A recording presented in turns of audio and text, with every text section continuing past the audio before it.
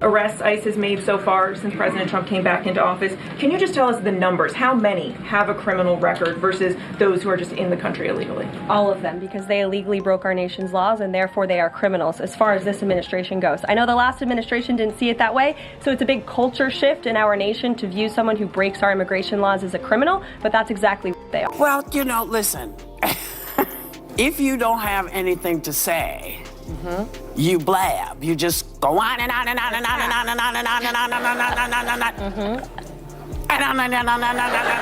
Voters do not agree with these despicable women on The View. They are wildly out of touch with the vast majority of Americans, and frankly, they should seek immediate help. Karoline Leavitt delivered a stunning on-air takedown of Whoopi Goldberg. Direct, unscripted, and impossible to ignore. This wasn't a simple rebuttal, it was a moment that completely flipped the conversation. Whoopi appeared caught off guard, visibly struggling to recover, as if realizing too late that she'd walked into a losing exchange. Karoline was razor sharp and unapologetic, firing off point after point with total confidence. I would like to talk about Joe Biden and Donald Trump, who you worked for. I am stating facts that your colleagues have stated in the past. Okay, now, as I'm for sorry, this guys. debate, We're going to come back out to the panel. Karoline, thank you very much for your time.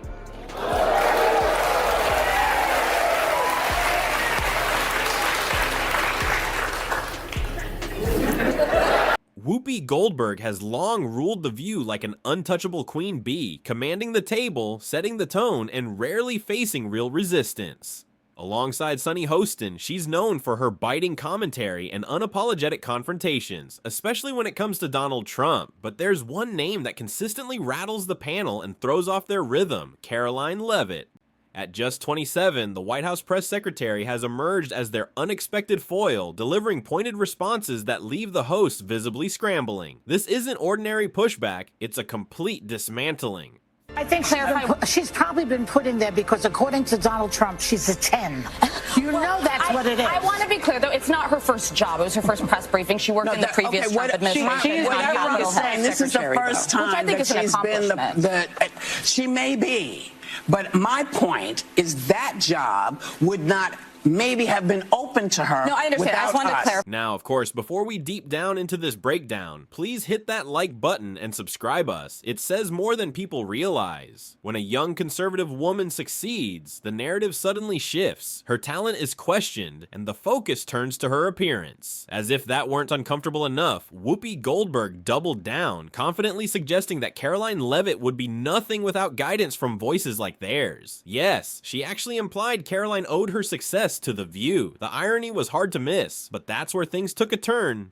Because Karoline didn't simply defend herself, she dismantled the argument entirely. And from that moment on, there was no walking it back. Buckle up.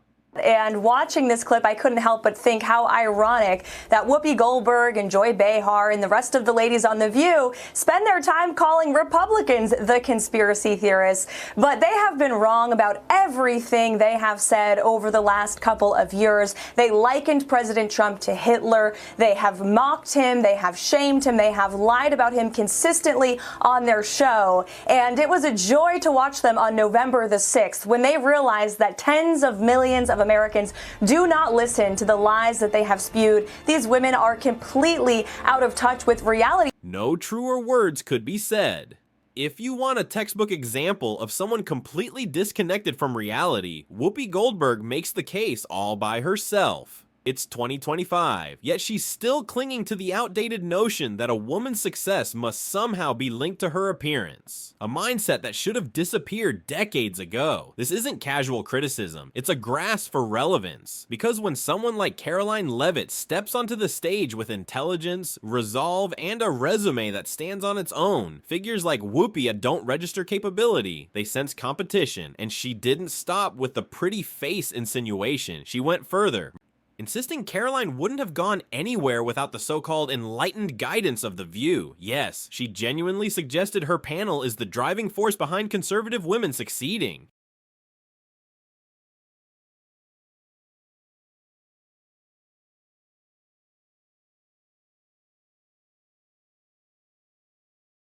And if you think that level of arrogance was the high point, think again. What comes next is where the commentary veers from out of touch into something far more revealing. Personally, this one really strikes a nerve. Challenging someone's ideas is fair game. That's how real debate works. But when the facts aren't on your side and you abandon the argument just to take cheap personal shots, that's not strength, it's laziness. And unsurprisingly, Whoopi Goldberg chose exactly that route. Instead of engaging with Karoline Leavitt's actual points, she brushed them aside and went after Karoline's speaking style. Because when there's nothing substantive left to say, mocking delivery becomes the last refuge. You could see it, Whoopi leaning back with that smug expression,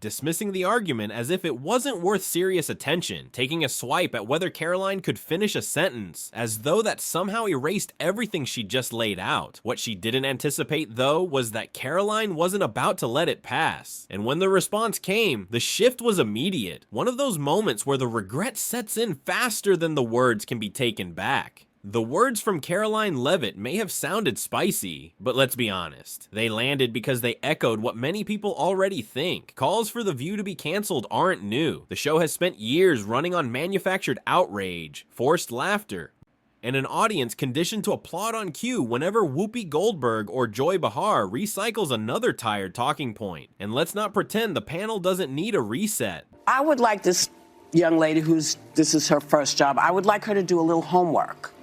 Because she said something yesterday that really pissed me off. And that was, she said, there will be no wokeness here. Oh, yeah. Let me explain something to you. Because without that wokeness, you might not have that job. Yeah. Because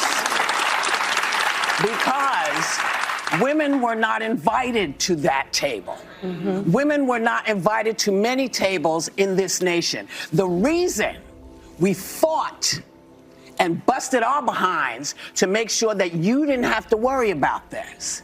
And now to hear you talk about it and to hear anybody talk about the wokeness was put in place for a reason. The program has produced a long list of cringeworthy moments that rank among the most embarrassing clips in daytime television. Scenes so over the top, they border on self-parody. But here's the real issue. It's no longer just about bad optics. According to reports and ongoing claims, legal troubles have allegedly begun piling up. Messy, persistent, and increasingly hard to dismiss. So when Karoline finally called them out, it wasn't just a sharp remark, it was a reality check the show has been sidestepping for far too long. When Whoopi Goldberg realized that mocking Karoline Leavitt's speaking style had backfired, she pivoted the way cornered pundits often do, by suddenly pretending the substance of the argument mattered after all. Fine. Game on. Karoline had already made her stance unmistakably clear. The era of White House press briefings buried under buzzwords and performative outrage was over. Under her leadership, it would be common sense first, feeling second. Policies judged by logic and results, not by how well they appeased online mobs. That message landed hard enough to make Whoopi visibly uncomfortable. But did it spark any reflection? Of course not. Instead, she doubled down, insisting that wokeness wasn't the problem. It was the very reason Karoline had the job in the first place. Ma'am, I'm going to stop this interview if you continue to attack my colleagues.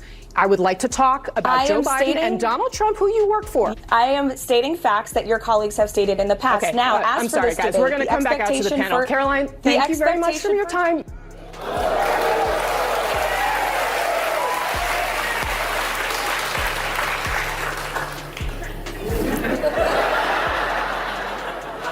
That was so good. Yes, she genuinely argued that a 27-year-old powerhouse with a solid resume owed her success to the ideology she was actively dismantling. The irony was staggering. Whoopi didn't just miss the point, she launched it into orbit and watched it burn on re-entry.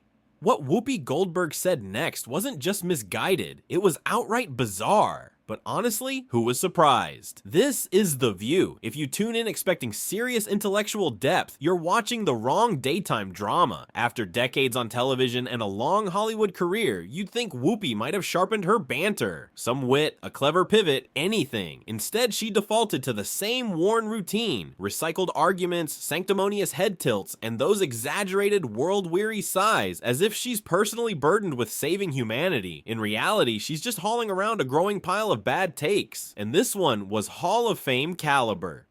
In a statement afterwards, this young lady claimed her, quote, on-air snub proves that you know who will not be treated fairly in the upcoming debate. Now, do you think this is going to make people doubt whether CNN can stay objective, or is this more the same of, everybody's against me, it's all rigged, I tell you.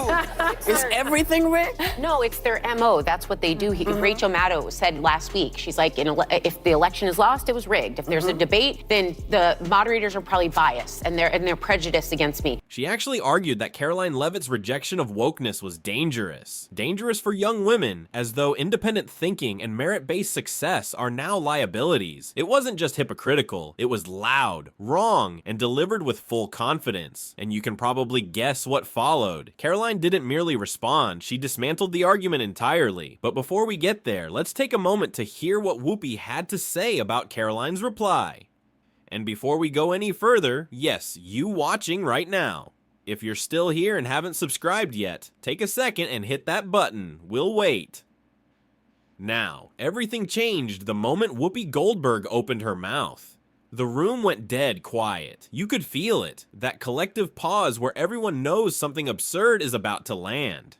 And instead of sticking to Karoline Leavitt, Whoopi did what she always does when the argument collapses. She dragged Donald Trump into it. No surprise there. When facts, logic, and common sense run out, the pivot begins. Debate ends, and guilt by association takes over. Moral posturing dressed up as argument. Whoopi didn't just suggest Karoline's position was flawed. She flat out claimed it was manufactured by Trump himself, as if a 27-year-old with more real political experience than half of Whoopi's online commentary combined couldn't possibly think independently. The smug grin, the condescending tone, she clearly believed she'd landed the final blow. Of course she thinks that way. She works for Trump. Classic deflection. No rebuttal, no counterpoint, just lazy character assassination. But if Whoopi thought that move would rattle Karoline, she was badly mistaken. Even the audience sensed it. They clapped on cue, but the energy was off. Deep down, they knew their heroine was in trouble. Karoline didn't rush to respond. She smiled, not nervously, confidently. The kind of smile that comes from knowing you're holding the facts. She scanned the room slowly and deliberately, calm and composed. When she finally spoke, she didn't raise her voice. She didn't need to. Truth delivered with conviction cut straight through silence. She went straight to the core of the issue. Government funding, more accurately, wasteful government spending. Karoline made it clear that the era of blank checks for pet projects and feel-good initiatives was over. The most divisive and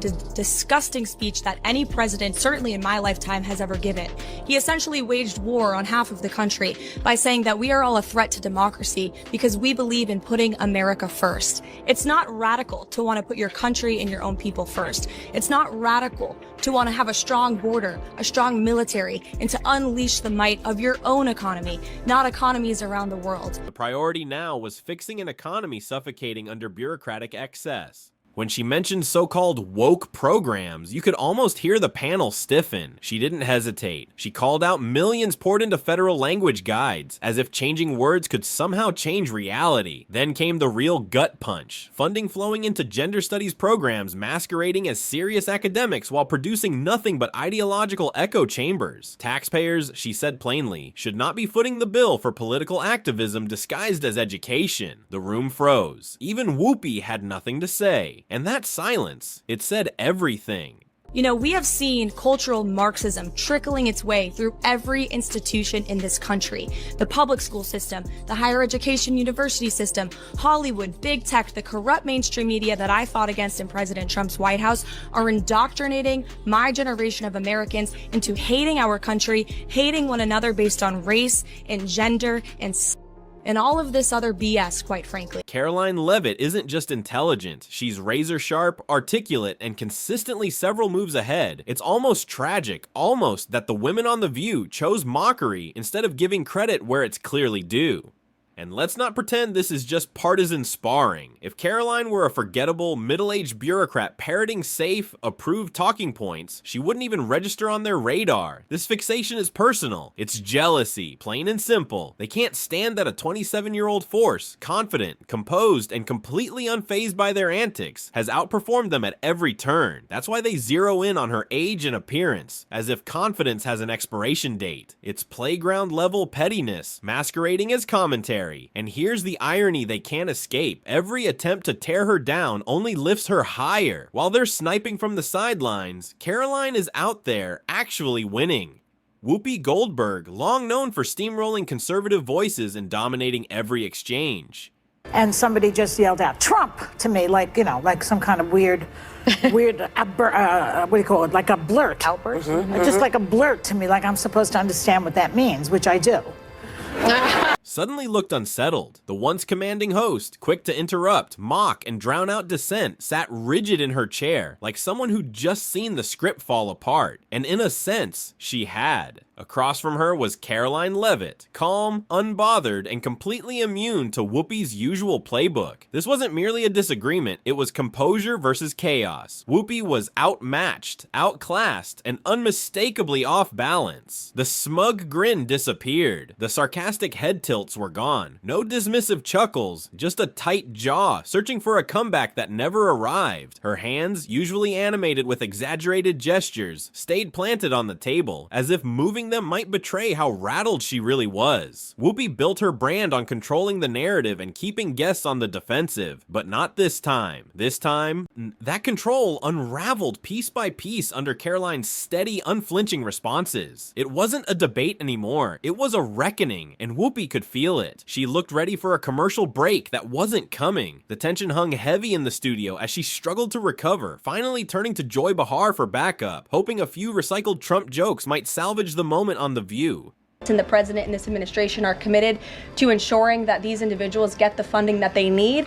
And I would just say a strong message to Democrats who are out there pretending to be outraged about the long list of crap that this administration is cutting, federal waste and funding, like $2 million for sex changes in Guatemala, $6 million to fund tourism in Egypt, $20 million on a new Sesame Street show in Iraq, $4.5 million to combat disinformation in Kazakhstan.